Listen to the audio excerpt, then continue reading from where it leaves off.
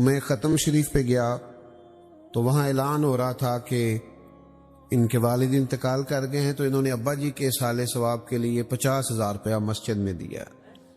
پہلے وہاں بھی اعلان ہو گیا، پھر مجھے بھی کہنے لگے دعا میں بھی آپ کہہ دیں، تو میں نے نہیں کہا، میں اکثر نہیں کہہ پاتا، روکا دیتے ہیں لوگ، کہتے ہیں یہ اتنا قرآن مجید پڑھا ہے یہ سارا بتا دیں، تو میں اکثر پوچھتا ہوں کس کو بتانا ہے؟ 50 قرآن پاک پڑھے ہیں اسپیکر میں، بتا دے، کس کو بتاتے ہو؟ اللہ کو تو پتہ ہے کتنا پڑھا ہے، ثواب کس نے دینا ہے؟ یہ بھی تھوڑا سا لوگوں میں خبر پھیل جائے کہ لو جی ہم نے یہ کیا ہے، یہ ختم شریف ہے اور اس میں جناب ہم بتاتے پھرتے ہیں یہ کر دیا وہ کر دیا، تو دعا کا معاملہ تھا، چپکے سے ہو جاتا، بخشش کا ذریعہ ہوتا۔ آپ بتا رہے ہیں اتنے قرآن مجید، اتنی دیگیں فلانا، پتہ چلے ختم ہو رہا۔ تو مجھے کہنے لگی ابا جی کے سال ثواب کے لیے 50,000 مسجد دیا تھا، آپ نے بتایا ہی نہیں۔ میں کیا ابا جی تو ان کی دے گا نے، کہندے ہوتے کافی جائیداد چھڈ گئے نے۔ میں کیوں نہ بھی سپیکر اعلان کرایا کہ انجی دے گا جی، کدی نہیں ہوتے انجی، تے میں کہ تسی وچوں 50,000 دین لگے او دا اعلان کراندے پھردے ہو۔ کیا عجیب ہمارا مزاج بن گیا ہے، یعنی مسجد کی ٹائلوں پہ لکھا ہے سال ثواب فلانے کے لیے۔ حضرت عثمان غنی رضی اللہ تعالیٰ عنہ نے نا ایک کنیز خدمت کرنے کے لیے کنیز حضرت عائشہ صدیقہ رضی اللہ تعالیٰ عنہ کو رکھ کے دی تھی کہ اماں جی یہ آپ کی خدمت کیا کرے گی۔ تو حضرت عائشہ صدیقہ رضی اللہ تعالیٰ عنہ نے عرض کی کہ مجھے ضرورت کوئی نہیں، میں اپنے کام خود کر لیتی ہوں۔ انہوں نے کہا نہیں آپ کی خدمت کرے گی۔ تو حضرت عائشہ صدیقہ کی وہ کنیز، وہ فرماتی ہے کہ سیدہ عائشہ سارے کام خود کرتی تھی، بلکہ 2 روٹیاں میری بھی پکا دیتی، سارے کام وہ کر لیتی، لیکن جب کوئی دروازے پہ فقیر مانگنے آتا تو مجھے کہتی جاؤ اسے دے کے آ جائے گا۔ تو میں عرض کرتی اماں جی یہ لوگ تو کام تو لوگ شوق سے کرتے ہیں کہ باہر پتہ چلے بڑا سخی ہوں، تو یہ آپ مجھے کہہ دیتی ہیں؟ تو حضرت عائشہ فرماتی کہ جب کوئی کسی کے ساتھ نیکی کرتا ہے تو وہ شکریہ ادا کرتا ہے، میں یہ چاہتی ہوں کہ وہ شکریہ بھی تیرا ہی ادا کر جائے، میں نے جو بھی اجر لینا ہے اپنے رب کریم سے ہی لینا ہے، میں شکریہ کے تکلف میں بھی ڈالنا۔ او میرے دوستو، بڑے بڑے لوگ آئے، ہم سے زیادہ لوگوں کی شہرت ہوئی، زیادہ پوسٹر چھپے، زیادہ رش ہوئے، اپنے آپ کو سنبھالے، اپنے لیے کچھ کرے۔ آخری وقت تیزی سے آ رہا ہے، اٹھے، بیداری سے اٹھے، ہمارے بڑے اپنے چلے گئے، ہم نے بھی چلے جانا ہے۔ بردباری پیدا ہوتی ہے جب انسان نبی پاک علیہ السلام کی حلیمی کو دیکھتا ہے، ٹھنڈک پیدا ہوتی ہے، قرار۔ یار یہ ذرا دیکھو نا، 10 دن حضور رہے ہیں طائف میں، ان لوگوں نے پتھر مارے، کھانا تک نہیں پوچھا، عرب کی جو روایتی مہمان نوازی تھی وہ بھی نہیں کی، تو 7 غلام نے کہا حضور دعا کریں یہ سارے تباہ ہو جائیں، تو ذرا حلیمی دیکھیں حضور کی۔ نبی کریم دعا کرنے لگے، اس طرح بندہ کہتا نہیں کہ یہ بچہ نہ سمجھ ہے، اسے پتہ نہیں، سیانا ہوگا تو ٹھیک ہو جائے گا، تو یہ حضور کی حلیمی ہے نا۔ کریم فرمانے لگے یا اللہ انہیں ہدایت دے دے، انہیں پتہ ہی نہیں یہ کیا کر رہے ہیں، ابھی سیانے نہیں، انہیں سمجھ نہیں۔ یا رسول اللہ 10 دن قیام کیا ہے، غلام عرض کرتا ہے 10 دن قیام کیا ہے اور آپ پھر بھی یہ دعا کر رہے ہیں؟ تو حضور فرمانے لگے یہ وقار ہونا چاہیے، یہ ٹھہراؤ ہونا چاہیے، یعنی پتھر مارنے والے کے لیے سخت رد عمل آتا ہے نا، شدت مزاج میں پیدا ہوتی ہے نا، انسان اس کے بارے میں سخت بات سوچتا کرتا ہے کہ میں دیکھ لوں گا پھر تمہیں پتہ چلے گا میں کون ہوں۔ لیکن جب غلام نے کہا حضور دعا کریں یہ تباہ ہو جائے، تو فرمایا نہیں بھئی تباہی کی دعا نہیں کرنی۔ یا رسول اللہ وہ کیوں؟ فرمایا یہ نہیں نہ مانتے تو ہمیں امید ہے ان کی آنے والی نسلیں مان جائیں گی۔ یہ بردباری پیدا ہوگی اگر آپ ذکر رسالت معاف کریں گے۔ یہ جو ہمارے مزاجوں میں تلخی آئی ہے نا، بے چینی آئی ہے، بے قراری آئی، الجھاؤ آیا، ذہنی تناؤ آیا، ہر ایک کے بارے میں بدگمانی آئی ہے۔ مجھے ایک دوست نے آ کے کہا کچھ لوگ پیروں مولویوں کے بارے میں کہتے ہیں کہ یہ لوگ ٹھیک نہیں، اللہ ماشاءاللہ بڑا سخت رویہ ہے۔ میں ہنس پڑا، میں کیا صرف پیراں دے بارے مولویاں دے بارے آندے نے، پولیس والے دے بارے کی آندے نے، تے وابڈا والے نو روز پھلاں دے ہار پہناندے نے۔ سب کے بارے میں ہمارا یہ حال ہے، کسی کو چھوڑا ہی نہیں، رویے میں سختی آ گئی، سب کے بارے میں یہی حال۔ تو جب آپ ذکر رسالت معاب کریں گے تو نرمی آئے، فضا میں اطمینان پیدا ہوگا۔ جب نبی پاک علیہ السلام کی سیرت مبارکہ، اوصاف مبارکہ، فضائل، خصائل، شمائل یہ آپ بیان کریں گے تو آپ خود محسوس کریں گے کہ آپ کی سیرت کی تعمیر ہو رہی، آپ کی شخصیت کی تعمیر ہو رہی، آپ کے اندر نکھار آ رہا، آپ محسوس کریں گے کہ آپ کی روح آہستہ آہستہ پرواز کر رہی ہے۔ لیکن وہ صرف اور صرف حضور کی سیرت سے ہوگا، اس کے علاوہ ممکن نہیں ہے۔ خلاف پیمبر کسے راہ گزی، حضور علیہ السلام کا رستہ چھوڑ کے دوسرا کوئی رستہ مل سکتا نہیں ہے۔ تو میرے عزیز، ہر موقع پر حضور کا ذکر کریں، کرتے ہیں ہم حضور کا ذکر، پر کلاں والے دن، 10ویں والے دن ناراض ہو گئے ہو، مہندی والے دن کدا ذکر کر دے ہو، برات والے دن بڑے بڑے حاجی نمازی اللہ ماشاءاللہ، بڑے بڑے مذہبی اسٹیجوں پہ نظر آنے والے اللہ ماشاءاللہ، ہم تو آپ کو تب دیندار مانیں گے جب آپ کے گھر میں شادی ہوگی تو آپ دین پہ عمل کریں گے، ورنہ تو ادھار ٹوپی پکڑ کے کوئی بھی کسی جگہ پہنچ جاتا ہے، اس میں کیا ہے؟ پتہ تب چلے گا جب آپ حضور کا ذکر کریں گے شادی والے دن اور ولیمے والے دن اور مہندی والے دن، آپ کہیں گے یہاں کوئی ایسا کام نہیں ہوگا جو حضور کے ذکر سے ہٹ کے ہو۔ یہ کیا بات ہوئی کہ محفل ہے تو پھر بھی وہاں آپ کا قبضہ ہے، اور کوئی شور شرابہ ڈھول ڈمکا ہے تو پھر بھی آپ ہی سب سے آگے؟ دو رنگی چھوڑ کے یک رنگ ہو جا، سراسر موم ہو جا یا پھر سنگ ہو جا، ایک ہی رستہ ٹھیک ہوتا ہے۔ دو کشتیوں کا مسافر کبھی کنارے پہنچتا کی کہی دا دو کرانا پرونا، اللہ ہی خیر کرے۔ تو بھائی یاد رکھو، حضور کا ذکر پاک ہر لمحہ، ہر لہجہ، ہر وقت، اور یہ بڑی شان والا بندہ ہے جو نبی پاک کا ذکر کرتا ہے۔ وہ بڑی عظمت والے لوگ ہیں جو حضور کے ذکر کا اہتمام کرتے، وہ بڑے باکمال لوگ ہیں جو ذکر مصطفیٰ صلی اللہ علیہ وسلم سننے کے لیے آتے۔ بہت ساری ایسی باتیں میں کرنا نہیں چاہتا، وہ بعض اوقات تھوڑی مشکل ہو جاتی ہے میرے لیے بھی اور بلانے والوں کے لیے بھی۔ اب تو بڑی ساری سختیاں ہماری طبیعت سے ویسے نکل گئیں، دوستوں نے کہہ کہ ہمیں کہ یہ بھی رہنے دے، یہ بھی رہنے دے، کافی سارے سوال ہی شارٹ ہو گئے۔ ایک جگہ میں کسی محفل میں حاضر تھا، اب تو جاتے بھی نہیں زیادہ جگہ پہ، موقع نہیں بنتا، تو وہاں ایک نقیب محفل نہ بار بار قوم کو پریشان کر رہے تھے، تسی سبحان اللہ نہیں کہیں دے، تھوڑا ذوق ہی نہیں، میں بڑی دیر دا لگا۔ اچھا وہ جس ویلے کوئی لاگے نعت پڑھے تے آپ کرما والا موبائل تے لگ جائے، بھئی تیرا ان ذوق کتھے گیا ہے؟ تو تھوڑا ذوق ہی نہیں۔ تو بزرگ لوگ بیٹھے ہیں بیچارے، اور پھر میں آیا ہوں بیان کر کے چلا جاؤں گا، نعت کھایا نعت پڑھ کے، اچھا ان کا ذوق ہی نہیں بیچارے جو شروع سے لے کے آخر تک بیٹھے۔ آپ نے ایک منٹ میں انسلٹ کر دی، سمجھا ہی نہیں آپ نے، تو بار بار کہے جا رہا ہے۔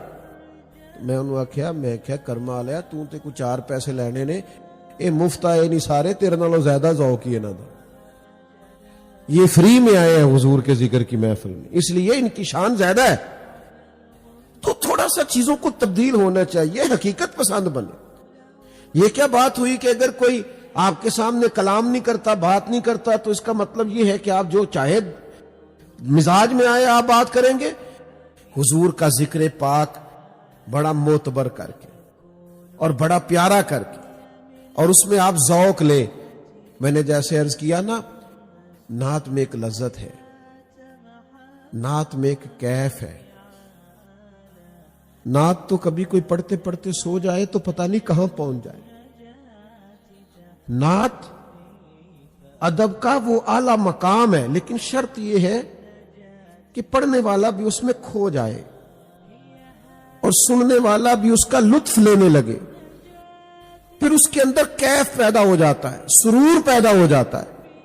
لیکن اگر آپ میری طرف دیکھیے گا، اگر آپ نعت کے معیار کو نہیں سمجھتے، آپ نعت کی تعظیم کو نہیں سمجھتے، حضور کے ذکر پاک کی کیفیات کو نہیں سمجھتے، تو پھر اس کا مطلب یہ ہے کہ آپ اس خاص منزل تک کبھی پہنچے نہیں جو نعت سننے سنانے کی منزل ہے۔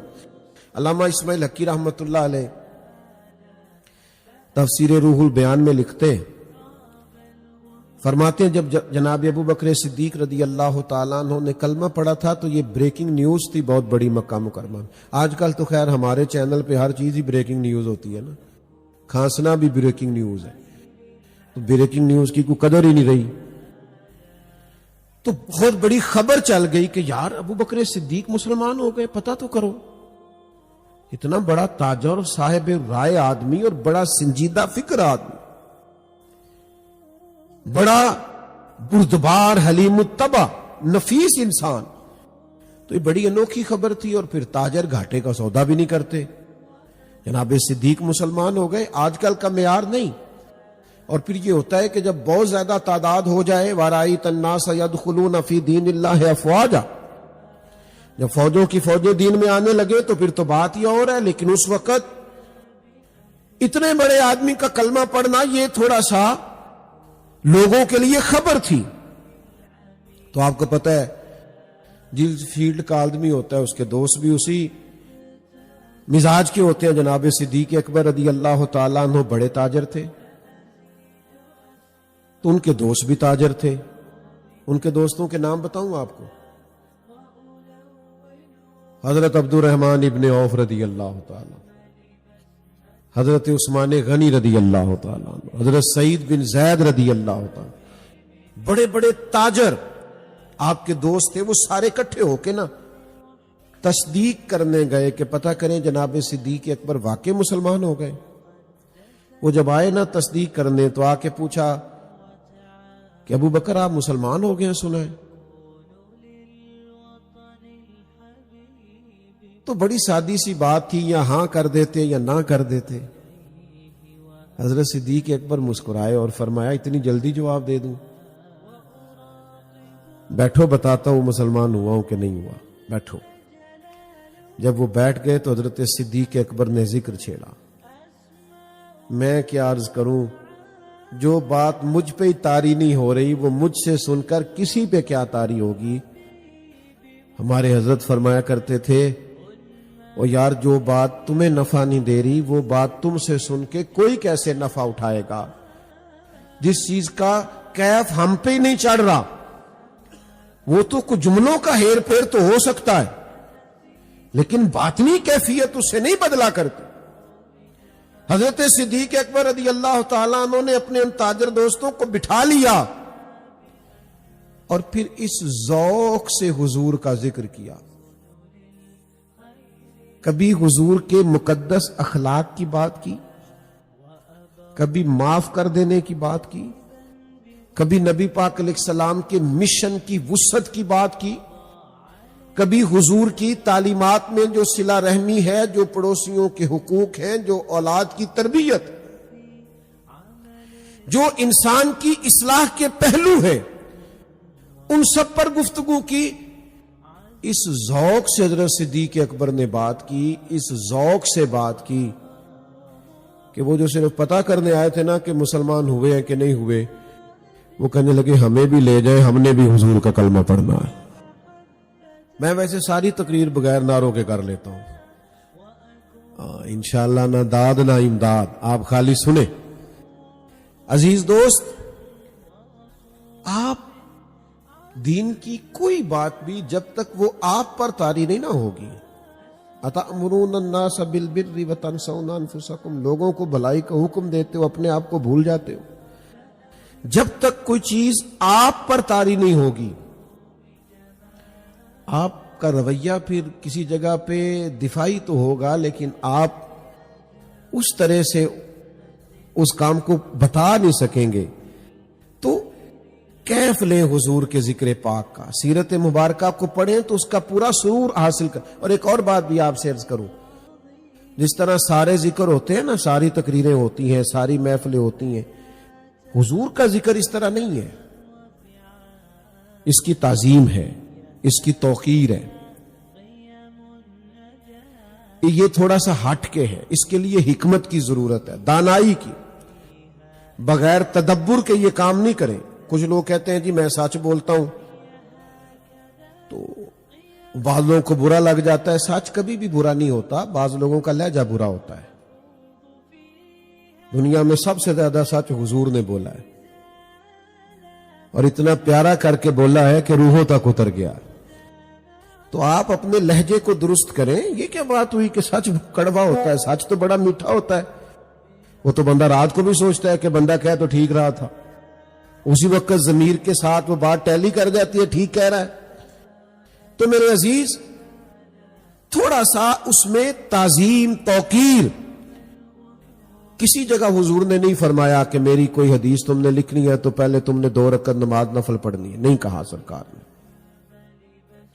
پہلے وضو کرنا, غسل کرنا, نیا لباس پہننا یا دھلا ہوا پہننا, حضور نے یہ تاکید نہیں کی.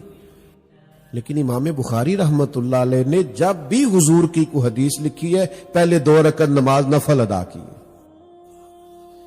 پہلے آپ نے لباس بدلا ہے, اس کو خوشبو لگائی ہے, وضو فرمایا ہے.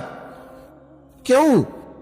اس لیے کہ ذکر رسالت مآب صلی اللہ تعالی علیہ وسلم کے لیے مسلمان کو جو ذہنی طور پر, فکری طور پر, روحانی طور پر تیاری کی ضرورت, وہ تیاری کرنا چاہیے.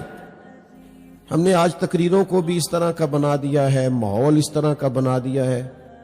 جیسے ابھی میں آپ کی خدمت میں گزارش کر رہا تھا کہ مذہبی اسٹیجوں اور مذہبی محفلوں میں بھی اگلی نشستیں نوٹوں والوں کی ہوتی ہیں, کیونکہ ان کے ہاتھ میں پیسے ہیں, لہذا اگلی سیٹوں میں بیٹھیں گے.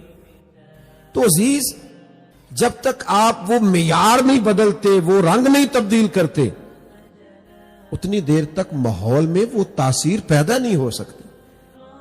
اسلام نے پابندی لگائی ہے کہ بغیر وضو کے نماز ہو سکتی نہیں ہے. اس کے اوقات رکھے ہیں, ہمیں نظم و ضبط کا پابند کیا. ایک شخص کہتا میرا دل کر رہا ہے میں رات کو 2 بجے فجر پڑھوں, تو اس کی نہیں ہوگی. کتاب موقوتا, مقررہ وقت پہ نماز ہو. تو ذکر رسالت مآب صلی اللہ تعالی علیہ وسلم کا جو ادب ہے اس کو ذرا سمجھیے گا. حکمت سے, دانائی سے, تدبر سے, فہم و فراست سے اس ذکر کو آگے روایت کرنے کی ضرورت ہے. 2 بھائی ہیں, مثال دے رہا ہوں. 2 بھائی ہیں سگے, ایک بڑا ہے ایک چھوٹا ہے, لیکن چھوٹے کی تعلیم زیادہ ہے. اس نے اچھی ڈگریاں حاصل کی ہیں, اعلی معیار کی تعلیم پائی ہے, ماسٹر کیا اچھے نمبرز میں, پھر اس نے ایم فل کیا, پھر اس نے پی ایچ ڈی کر لی, پھر اس نے کچھ اور مزید رسوخ پیدا کیا, تحقیق, ریسرچ کی, آگے بڑھا. لیکن بڑے ہونے کے باوجود زیادہ پڑھ نہیں سکا, اگرچہ بڑا ہے. پھر چھوٹے کی تعلیم زیادہ تھی تو اس کو نوکری بھی بڑی اعلیٰ ملی, اور پھر اس کے پاس وسائل بھی زیادہ ہوئے اور گاڑی بھی اچھی ملی. اب دونوں بھائی ایک دن گاؤں آئے ہوئے تھے واپس, یا جہاں رہتے تھے یا ویسے کسی مقام پہ موجود تھے. تو ایک بندے نے ان سے پوچھا تم میں سے بڑا کون ہے؟ تو اس نے تعلیم پوچھی ہے کہ عمر پوچھی ہے؟ جلدی بتائیے. اس نے پیسے پوچھے ہیں کہ عمر؟ بھئی آپ دونوں میں سے سادی سی بات ہے, اس نے عمر پوچھی ہے. یہ عمر ہی پوچھی جاتی ہے, اس میں نہ رتبہ پوچھا جاتا ہے, نہ عہدہ پوچھا جاتا ہے, نہ منصب اور وسائل پوچھے جاتے. لیکن جب بات ہو نا حضور کے ذکر پاک کی, پھر رویہ بدل جاتا ہے. ویسے 2 بھائیوں سے پوچھا جائے بڑا کون ہے تو وہ عمر ہی پوچھی ہے, تو وہ چھوٹا بھی کہے گا جی یہی بڑے ہیں جی, اور ہر آدمی کہے گا جی یہ بڑا ہے یہ چھوٹا ہے. بالکل سادی سی بات ہے, کوئی مذائقہ نہیں, اور کہنا بھی ایسے چاہیے, درست بھی یہی ہے. لیکن جب حضور کے ذکر کی بات آئے گی تو انداز ذرا بدلے گا. حضرت عباس رضی اللہ تعالیٰ عنہ نبی پاک صلی اللہ علیہ وسلم کے چچا ہیں. ان سے کسی نے پوچھ لیا آپ بڑے ہیں کہ حضور؟ تو جو پوچھ رہا ہے نا وہ بھی جانتا ہے کہ نبی پاک امام الانبیاء ہے, وہ جانتا ہے سید الرسل ہے, وہ جانتا ہے تاجدار انبیاء ہے علیہ السلام. اس نے پوچھا آپ بڑے ہیں کہ حضور؟ لیکن یہ ہے ذکر رسالت ماب کا طریقہ. حضرت عباس پہلے رکے، پھر خاموش ہوئے. مجھے لگتا ہے جملے تلاش رہے تھے، فکریں ڈھونڈ رہے تھے حضور کی بات کرنے کے لیے، ادب والے فکرے. کچھ دیر خاموش ہوئے، پھر بولے، فرمانے لگے کیا پوچھا؟ جی میں نے پوچھا تھا آپ بڑے ہیں کہ حضور؟ فرمانے لگے بڑے تو حضور ہی ہیں، پیدا پہلے میں ہوا تھا. وہی بڑے ہیں، وہی بڑے ہیں، پیدا پہلے. یہ ہے حضور کا ذکر کرنے کا طریقہ. ہمارے ہاں نا جب سے سٹائل بدلا ہے نا، اللہ خیر کرے، تو وہ کوئی کچھ چیزیں ایسی ہیں جو دائرہ ادب سے تھوڑی سی ٹکراتی نظر آتی ہیں. کچھ ذوق ہو، کچھ شوق ہو، حضور کا ذکر پاک کرنے کی کچھ لذت ہو. بس بات کو سمیٹنے لگا ہوں. یہ جب ترکیوں کا دور تھا نا حجاز مقدس پر خدمت کا، اس وقت وہ خدمت پر مامور تھے. تو پرانی تصاویر آپ دیکھیں گنبد خضرا شریف کی، تو سامنے کھجور کے 2 درخت ہیں. اس زمانے میں آج بھی خیر جو لوگ کچھ صاحب قلم ہیں یا کچھ شعری ذوق رکھتے ہیں، عربی کا، فارسی کا، اردو کا، تو وہ وہاں رات کو جب بیٹھتے ہیں تو کچھ محفلیں جمتی ہیں. اپنا اپنا ذوق ہوتا ہے، تو کچھ لوگ اس پر بھی کچھ لطف اندوز ہوتے ہیں. تو اس زمانے میں رات کو مختلف زبانوں میں لوگ بیٹھتے تھے اور حضور کے لیے شعر کہا کرتے تھے. تو اب وہ سامنے 2 درخت ہیں گنبد خضرا شریف کے، تو ایک ہندی شاعر نے شعر کہا. آپ کی توجہ ہے میری بات پر؟ شعروں سے پریشان تو نہیں ہوتے؟ تو اس نے شعر کہا، آپ ذرا توجہ فرمائیے. اس نے شعر کہا، ایک ہندی شاعر نے، مسلمان شاعر نے خوبصورت شعر کہا. ہندی اس لیے کہہ رہا ہوں کہ پاکستان، ہندوستان اس وقت اکٹھا تھا. نے شعر کہا، 2 درخت ہیں گنبد کے سامنے. اس نے شعر کہا یوں ہیں درخت حضرت والا کے سامنے، گویا مجنوں کھڑے ہیں خیمہ لیلا کے سامنے. جس طرح خیمہ لیلا کا اور سامنے مجنوں کھڑے ہوئے، ایسے 2 درخت ہیں حضور کے سامنے. تو اعلیٰ حضرت بریلوی رحمت اللہ علیہ موجود تھے اس محفل میں. فرمانے لگے مزہ نہیں آیا آپ کے شعر کا. آپ نے نبی پاک کے گنبد کو لیلا کے خیمے سے تشبیہ دی. کوئی ملتی جلتی بات کریں، معاذ اللہ، یہ کیا آپ نے کہا؟ کوئی لطف نہیں آیا. تو وہ آدمی جانتا نہیں تھا، کہنے لگا بات کرنا تو آسان ہے، شعر کہنا ذرا مشکل ہے. شعر کہنا ذرا مشکل ہے. فرمانے لگے اگر آپ کہیں تو کہہ دیتے ہیں، اگر آپ کہیں تو. اعلیٰ حضرت بریلوی کے ایک چھوٹے بھائی ہیں مولانا حسن رضا.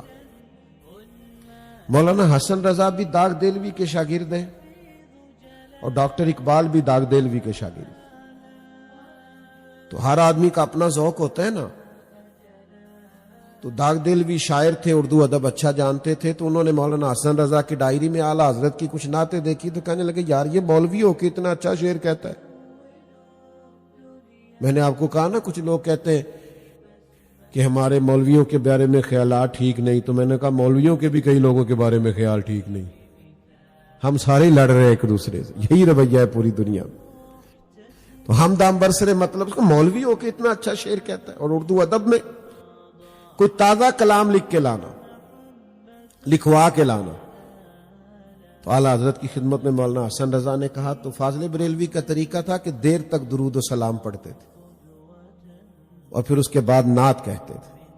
تو پھر اعلیٰ حضرت نے یہ نعت کہی، ان کی مہک نے دل کے غنچے کھلا دیے. یہ اس پر غور کریں. ان کی مہک نے دل کے، وہ جس راہ چل دیے ہیں کوچے بسا دیے. یعنی حضور گزر جائیں تو بستیاں آباد ہو جاتی. ان کے نثار کوئی کیسے ہی رنج، کوئی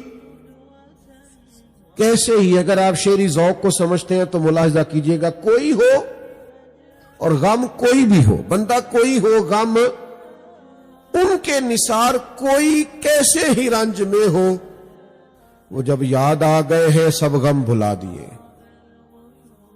تو یہ شعر اس ترتیب سے اعلیٰ حضرت رحمت اللہ نے لکھے۔ تو ابھی مقطع اس کو کہتے ہیں جس میں شاعر کا نام بھی